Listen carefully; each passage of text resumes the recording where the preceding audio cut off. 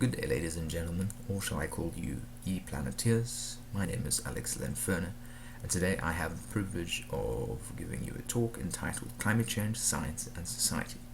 This talk is part of the Applied Center for Climate and Earth System Sciences Habitable Planet Workshop and is one of the core lectures.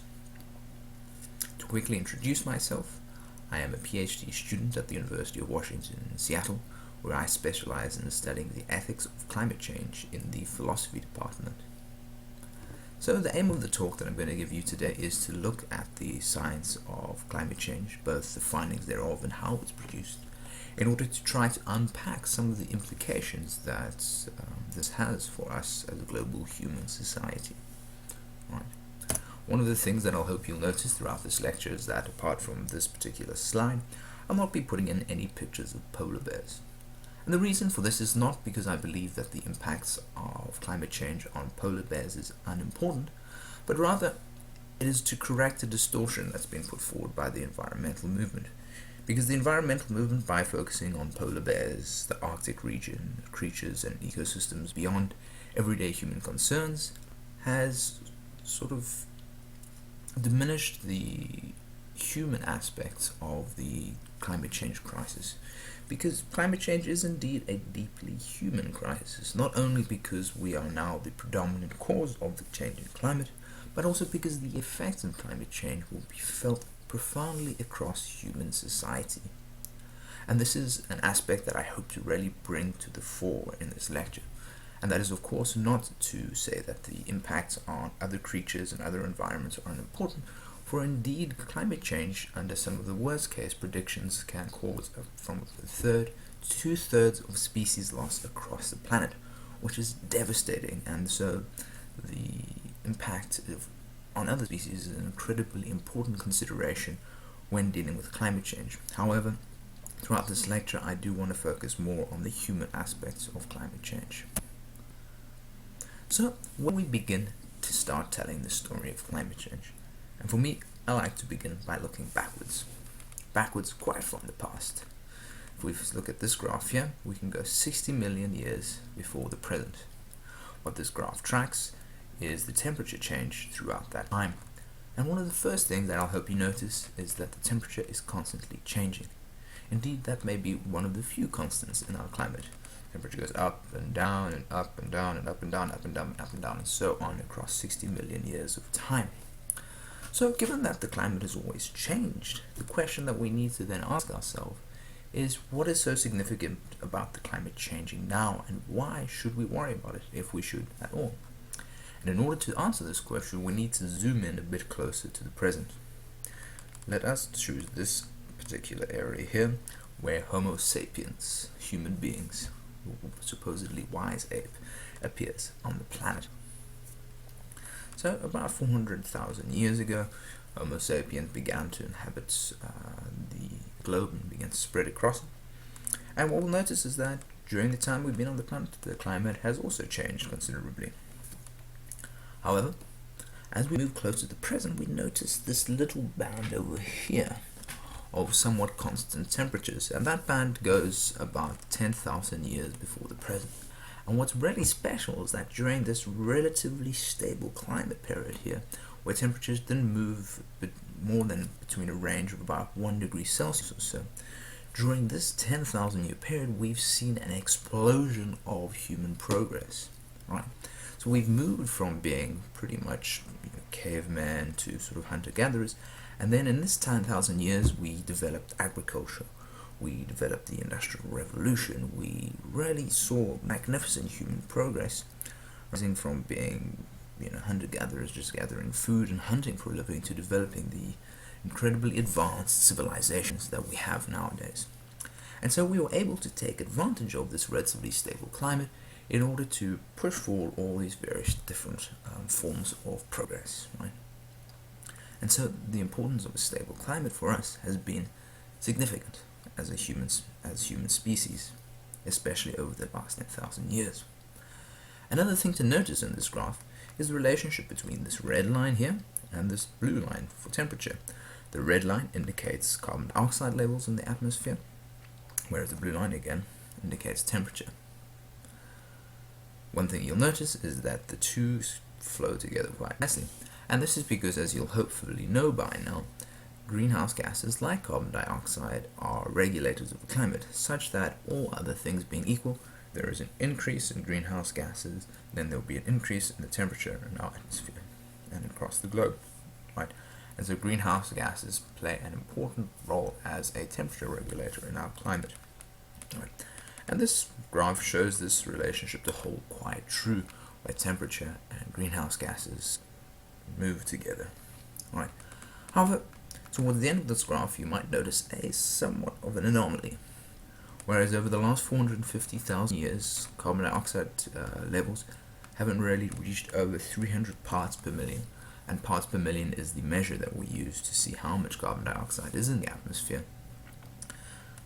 Then, as we get close to the future, it moves way beyond this 300 parts per million and just shoots up, so much so that it looks like there's an error in this graph. But this is no error at all, for indeed this rise in greenhouse gases is caused by us, by Homo sapiens. So much so that we've moved from about 280 parts per million in 1880 to about 400 parts per million now. And this rise has occurred pretty much in the last 100 years or so, and by looking into the history of our climate through things like Antarctic ice core readings, we've been able to tell that the CO2 levels have risen 200 times faster in the past 50 years than any other time in the past 650,000 years, which is an incredible rate of change. While these numbers might seem somewhat abstract, if we remember that the temperature and greenhouse gases are closely linked, where an increase in greenhouse gases causes an increase in temperature, we see that such a rapid change begins to cause for concern, because our ecosystems are adapted to deal with climate change, because as we saw earlier, the climate always changes, but they're used to the climate changing at a much slower rate than it currently is. And so by increasing greenhouse gases so much and so quickly, we are changing the climate at a speed that ecosystems are not used to adapting to. And neither is human society, which for the last 10,000 years has evolved in a very stable climate. And so we see that the rate of change of the climate is really one of the biggest things to worry about. So why is it? Or how are we changing the climate so quickly? How are we changing the greenhouse gas levels?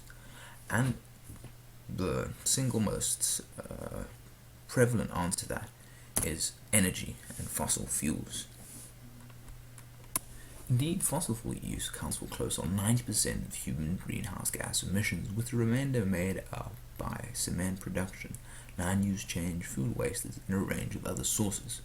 And so, fossil fuels being such a predominant source, it is worth concentrating on them. Fossil fuels generally come in three major forms, that is coal, oil, and gas. And apart from often using fossil fuels in production processes such as oils and plastics, predominantly we use fossil fuels for the energy that they provide us with. Indeed, when we burn fossil fuels, it provides us with significant amounts of energy. For instance, 1 barrel of oil is equivalent to 23,200 man-hours. And for those who have access to this sort of energy, it gives them a significant advantage. Indeed, this can be seen on a global scale. If we look to this graph here, on this axis we see kilowatts per capita, which is a measure of energy per capita, and on this axis we see GDP per capita, which is gross domestic product per capita, which is a measure of economic output per capita. And we see here that countries like the USA, Canada, Australia, France, and many of the supposed developed economies of our time have both a high energy usage relating to a high GDP or high economic growth. And of course, this relationship is not perfect. For instance, we see that Italy and South Africa, while both using similar amounts of energy, have a very different GDP per capita, which of course relates to the fact that not all economies are as efficient in how they turn energy into economic output. However, what this graph does illustrate is that there is a strong relationship between the amount of energy used and the growth of an economy. Indeed, because of the success of fossil fuels, oil and fossil fuels now pulse through the lives of most people on Earth. When we power our computers and lights, when we eat our meals, drive our cars, and even in the clothes we wear, we are often reliant on fossil fuels in some form or other, whether it's to transport the goods to us, whether it's in the production of them. Many steps along the way of the products we use, the things that we buy, have fossil fuels embedded in them. This is because animal and human power have, to a large extent, been replaced by fossil fuel-fed machines. And of course, for those who have access to the energy that fossil fuels provide, this gives them a great advantage. Indeed, this may be said to be the defining aspect of our industrial era, but the byproduct of our industrial era's success has driven a significant increase in greenhouse gas emissions, because as we burn fossil fuels, as they are hydrocarbon-based fuels, they release greenhouse gases in the form of carbon dioxide and other emissions. So, how have global temperatures responded to the success of the Industrial Revolution and the byproduct of greenhouse gases? I now turn to a video from NASA in order to illustrate this. And what this video tracks is the surface temperature changing since the Industrial Revolution in about 1880, as we see blue is the colder and red is warmer. And so it started off relatively blue and then it gets warmer and warmer. Of course, it is not a uniform change because of the dynamic nature of our atmosphere, but as we can see, the planet is warming up significantly since the Industrial Revolution in 1880 to where it is now. The planet is significantly warmer than before our industrial experiment. And of course, while the warming in itself might seem quite alarming, it is worth once again focusing on the rate of change. Indeed, Stanford scientists have found that the current pace of warming is happening 10 times faster than any time over the last 65 million years. And so, in the past 65 million years, although ecosystems have had to deal with change, it has been at least 10 times slower than what is occurring now. And so really we are just not equipped, and neither are our ecosystems equipped for this sort of change. And so how is it that our globe has been responding? And I now turn to another video, this time from an environmental organization named 350.org, to begin to explain some of the impacts that a changing climate is having on us. Things happen. They always have. A storm, a heat wave, a downpour. But now they happen differently, more frequent and more intense. We're changing the planet's climate, and all over the world, people are paying the price. But because it's a big world, we don't make the connections we should. When Thailand has the worst flooding in its history, only a month after Central America has the worst flooding in its history, a month after Vermont has the worst flooding in its history, in the same year that the Mississippi River has the worst flooding in its history, and Queensland in Australia, a few months after Pakistan floods so badly 20 million people are forced from their homes. It's connected. Connected to the fact that warm air holds more water vapor than cold air, loading the dice for deluge, and loading the dice for drought too, since more water evaporates into the atmosphere.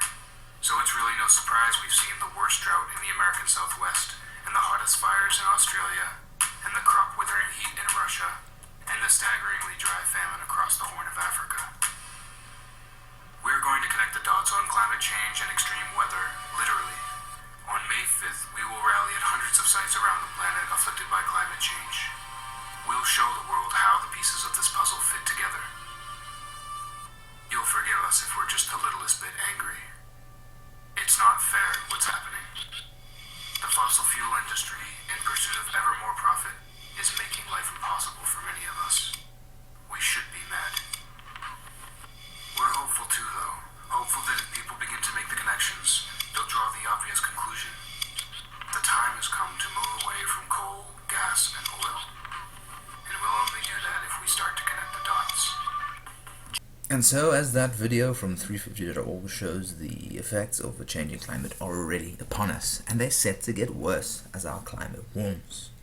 These effects include increased sea level rises, non-uniform changes in temperature across the globe, increased frequency and intensity of extreme weather events such as floods, droughts, and hurricanes, often contributing to increased water scarcity, especially regions such as sub-Saharan Africa, where already we face water scarcity, and so this will just be intensified often by the effects of climate change. Other effects include the spreading of diseases through, for instance, insects being able to move into new changing climates, as well as many other deleterious effects on human health. Another effect of a warming climate is the driving of various different feedback loops, which in turn make climate change worse. For example, in the Arctic tundra, and the Arctic tundra is essentially just an area in the Arctic of pretty much frozen land. There's this vast store of methane gas under this frozen land. And as the tundra melts because the earth warms, then more and more of this methane gas is being released into the atmosphere. And methane gas is a significantly powerful, potent greenhouse gas. And so as the earth warms and releases more of this methane gas, more climate change is occurring, driven by this increased methane gas. And this is causing a positive feedback loop. And when we say positive, it doesn't mean it's a good thing. In fact, it's only positive because increasing this cycle of greenhouse gases then is a very negative thing.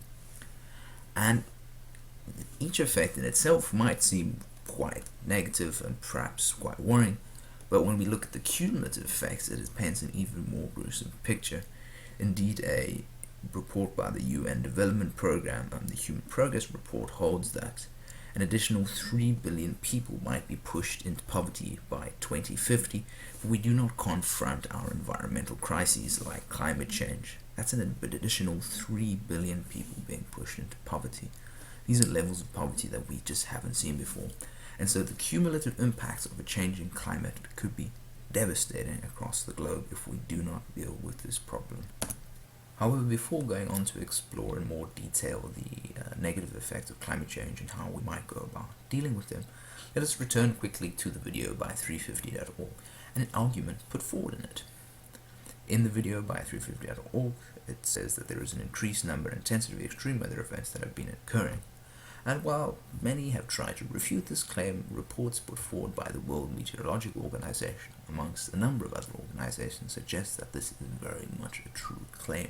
And indeed, as we progress and as the climate continues to warm and change, we will see that this increase in both frequency and intensity of extreme weather events will continue and rise.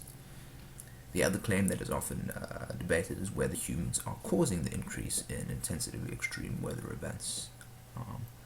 And of course, extreme weather events have been around since before humans began to influence the climate and human civilization.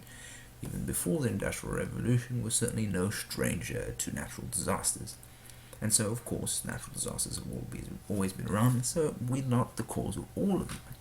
However, a report put forward by the National Oceanic and Atmospheric Administration just about a month ago showed that anthropogenic global warming has contributed to half the extreme events in the year 2012. And what it means by saying it contributed to these extreme events is that it increased the probability of them occurring and also of them being more intense. And so we see that this second premise in the argument is somewhat true. Humans are indeed contributing to both an increased probability and increased intensity of extreme weather events. The last premise, which often is very controversial, is that because this is occurring, we can blame damages from extreme weather events on the fossil fuel industry. And this is a tactic that 350.org as an organization has taken, is to blame a lot of this on the fossil fuel industry. And of course, the fossil fuel industry is a big culprit in it because they are the ones that extract the fossil fuels, and often they are the ones that corrupt our politics and that do not allow us to move away from fossil fuels as providers of our energy sources. However, it is important to remember that when it comes to energy consumption and energy use, people across the globe are the ones who create a demand for energy usage. And so the blame cannot be heaped solely on the fossil fuel industry, even though they are indeed a prominent player when it comes to global warming. And so, the argument put forward by 350.org, while quite strong, is certainly in need of some qualification. What is not in need of qualification, however, is that global warming is occurring, that it is caused predominantly by human beings, and that it is bringing about devastating effects already. Furthermore, if we look to the future, if greenhouse gas emission levels continue as they are, then we are faced with a potentially very bleak future as the effects of climate change worsen. On that note, let us now turn to the future to see what some of the predictions around climate change might be. Before doing so, or in doing so, it is worth noting that the current effects of climate change that we are feeling are not directly as a result of current greenhouse gas levels, but are rather related to greenhouse gas levels from about 20 to 50 years ago. And that is because it takes a significant amount of time for the warming caused by greenhouse gases to actually play out in the atmosphere. And so there is this lag between when greenhouse gases are emitted and between when the warming occurs. Right? And this is because greenhouse gases have a significant lifetime within our Earth's atmosphere and other biosystems or biosphere. Anyway, with that being said, what that means is that we already have a significant amount of warming locked into our Earth's climate from the pollution levels that will continue to warm the climate going forward. And so the question that we face now is how much more warming will we lock into our Earth's systems, right? And in order to look to the future, I turn now to the work of the Intergovernmental Panel on Climate Change. The IPCC, or the Intergovernmental Panel on Climate Change, is the leading international body when it comes to the review of and assessment of climate science. And so the graphs that I'm about to show you come from the assessment reports that are released by the IPCC on a somewhat regular basis. And this comes from the latest one released just a few days ago. And so what this graph is trying to show is looking at the future projected emissions of greenhouse gases.